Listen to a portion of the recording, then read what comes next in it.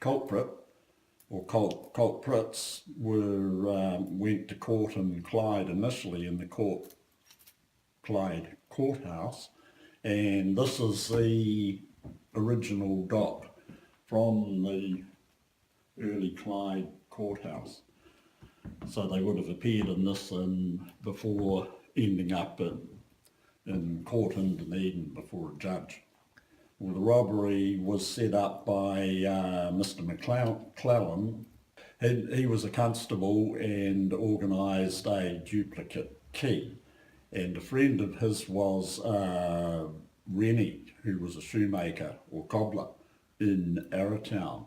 And they arranged to rob the gold which was stored overnight in the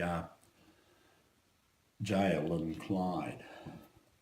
So the gold escort would come through with gold from further afield to be deposited in the jail in Clyde and from around the various area and local banks until the gold escort came through.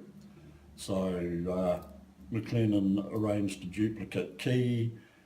Rennie came in and they got into the jail, unlocked the doors and took off with the gold. So Rennie was on a horse. There was a fair weight of gold which he had a problem carrying and had to dump at various places on his way back to Arrowtown. And it was a few days before he was picked up by the police. There had been some information come to hand which indicated it could be him, and of course McLennan was implicated in the robbery as well. And so ultimately they ended up in court in Dunedin. McLennan got off and Rennie was sentenced, but didn't serve his full term because the locals believed that you don't dob in your mate, so to speak. So his sentence was cut short.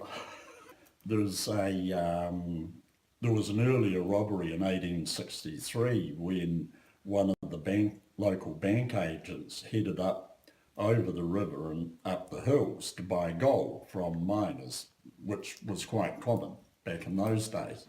Bank agents would head out and buy gold, so they'd take cash with them. And this particular manager, Mr. Skinner, he was robbed when he got to the top of the hill above Clyde. It's in an area which was referred to as Banker's Rock because of that robbery, and I don't think any of that was recovered. And these days no one really knows which rock is Banker's Rock anyway.